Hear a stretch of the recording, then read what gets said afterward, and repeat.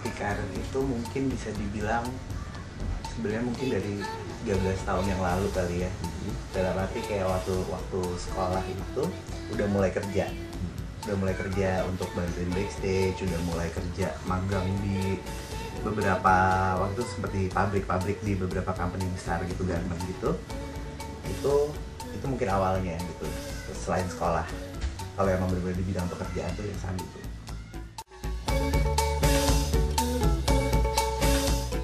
Karena menurut gue itu fashion itu bergeraknya cepat, dinamis banget gitu ya, dinamis dalam arti kayak berubahnya cepat, terus tren itu sangat gampang untuk dilihat ya, kayak oh trennya ini tuh panjang gitu, panjang tapi cepat.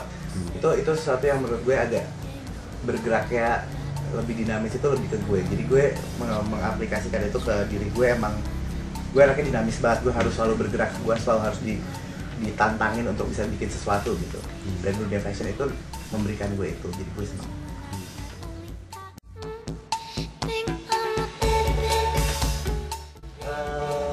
Semuanya berkesan sih, semuanya berkesan. Maksudnya saat mulai dari sampel terus ya jadi baju itu udah sesuatu yang berbeda. Terus begitu melihat orang pakai baju karya lo dan itu orang yang lo nggak kenal, itu berbeda lagi. Kalau show itu juga kepuasannya banyak banget gitu. Jadi emang setiap detail di dunia fashion itu sangat berkesan aja kalau menurut gue sih.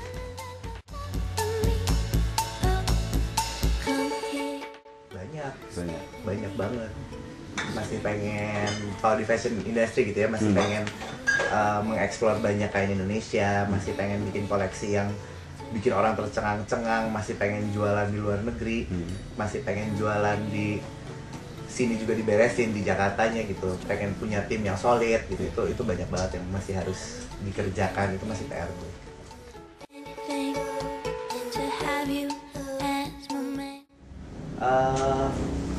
Kebetulan memang pakai kain Indonesia gitu, jadi memang ada sponsor untuk kainnya, dan ini adalah kain Lampung.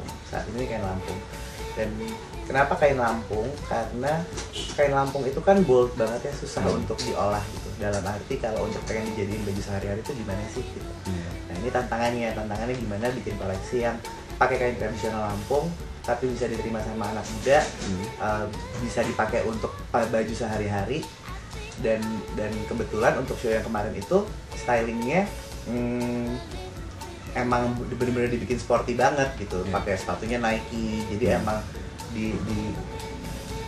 dikombinasikan dengan apa yang sedang tren sekarang, tapi pakai bahan Indonesia, dan jadilah si baju sehari-hari dengan bahan Indonesia gitu.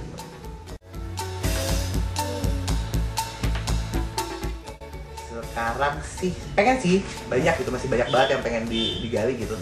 Tapi untuk sekarang kayaknya si kain Lampung ini juga masih banyak banget yang harus dieksplor. Masih pengen kesana untuk ketemu sama pengrajinnya, masih pengen ngelihat lagi sebenarnya tenun Lampung itu bisa jadi kayak apa aja sih, bisa dibikin motif apa aja, terus warnanya apakah memang harus bold seperti ini apa segala macam, itu masih harus digali banyak. Jadi mungkin untuk sekarang masih konsentrasi di kain ini.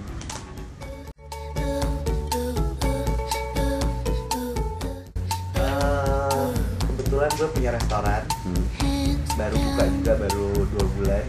Itu salah satu anak gue juga, jadi itu harus diperhatiin setiap hari, harus ditengokin.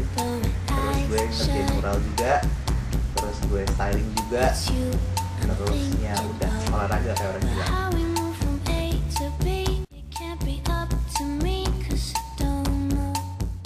Kalau mural itu juga awalnya itu cuma sebagai hobi sih, cuma sebagai hobi gitu. Tapi emang ternyata berkembang dari mulut ke mulut, bisa ngerjain mural, akhirnya ambillah beberapa kerjaan mulai waktu dari mungkin 4 tahun yang lalu deh pertamanya mulai ngambil kerjaan mural.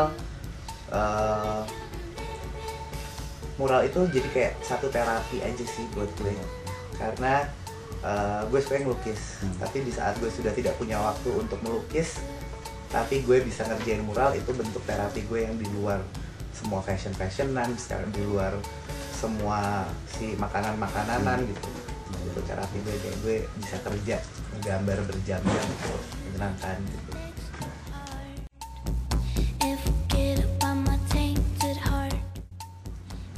Karya gue itu selalu muda, selalu bisa dipakai, selalu bisa dibilang produknya mungkin produk trendy gitu.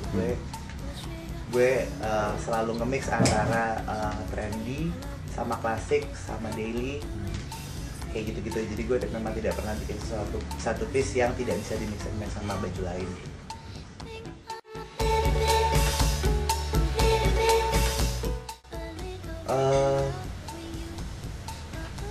Quirky. Jadi emang di setiap desain gue itu mungkin bisa dilihat sebenarnya kayak ini desainnya basic, tapi tiba-tiba ada detail atau potongan yang agak nyeleneh, aneh-aneh gitu. Itu pasti ada gitu. Dan itu ternyata setelah gue perhatikan bertahun-tahun gue ngedesain gue seperti itu.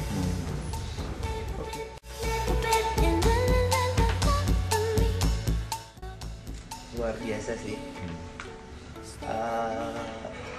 Gue itu anak pantai, gue suka pantai. Dan terakhir gue baru ke Flores, ke Pulau Komodo gitu, naik cruise apa, bukan sih kayak kapal gitu. Itu menyenangkan, cuma memang potensinya banyak banget, besar banget. Cuma satu yang kurang dari Indonesia itu adalah alat transportasinya. Jadi memang susah banget untuk bisa ke pantai-pantai luar biasa yang ada di mana-mana itu. Jadinya mahal banget gitu, kayak harus pakai private ini harus tinggalnya juga resortnya cuma ada yang bagus apa segala macam. Itunya yang bikin jadi agak berat, padahal wow banyak banget gitu, pantainya bagus-bagus banget.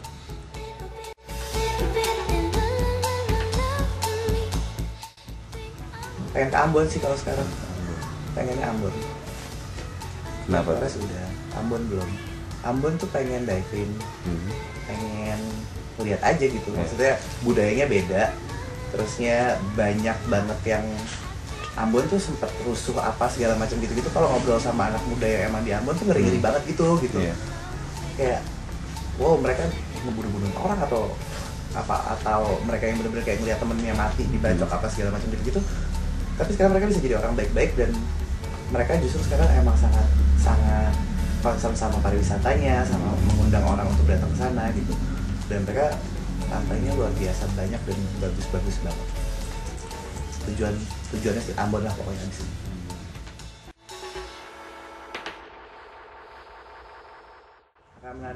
Manado. Asli dari sana apa gimana? Betul. Apa ya makanannya? Macam-macam. Mau pokoknya makanan Manado tuh makanan yang bisa bikin gue makan nasi lagi. Gue tuh gak makan nasi. Tapi kalau gue makan Manado gue harus makan nasi. Nasi jaha lah itu, nasi jaha tuh ketan gitu, dibakar.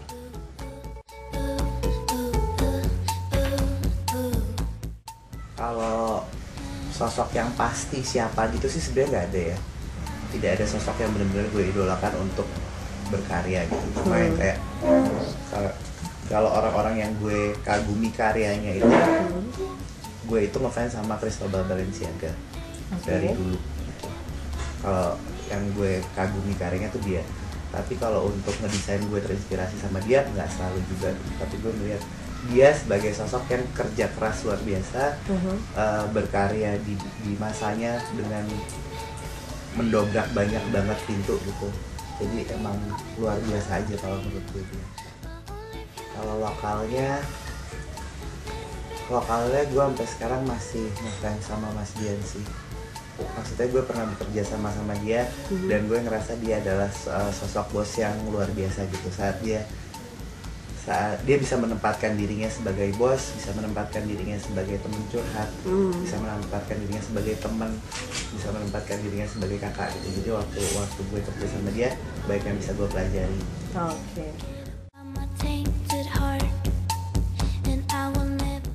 Dries Van Noten tuh berapa tahun lalu dia justru udah ngambil duluan batik. Tapi memang mungkin karena kita sudah terbiasa ngelihat batik gitu ya, setiap hari juga lo lihat batik di mana-mana gitu. Kayaknya jadinya pakemnya ada di situ doang. Tapi kenapa Dries Van Noten ngelihat batik itu justru kok motifnya justru di blow up sebenarnya, jadi gede banget, dibikin printnya besar-besar banget tapi dengan motif batik itu.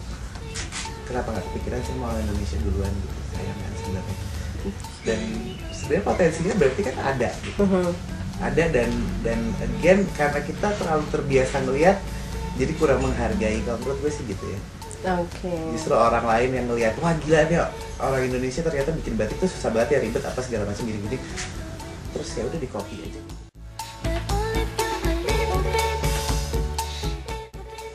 Cepet banget nih gue kayak melihat perkembangan fashion di Indonesia, Jakarta apalagi ya sekarang nih kayak jamur sih, cepet banget gitu. Semua orang bikin brand, semua orang dengan gampang untuk ya gue punya brand, gue jadi fashion designer, jadi apa gitu. Pokoknya semuanya bergerak di bidang fashion.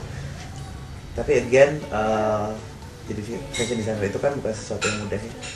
Pekerjaan yang memang lo juga butuh dedikasi tinggi, tanggung jawab, kerja keras gitu, bukan pekerjaan glamor yang lo seenak-enaknya bisa kerjain gitu.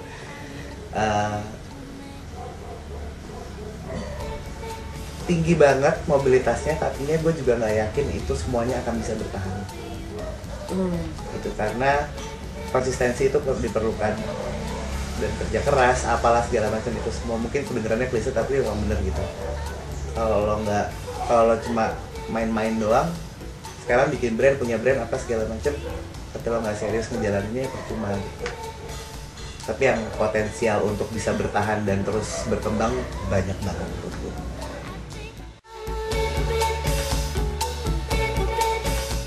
Seneng tau. Justru semakin detail semakin senang. Iyalah.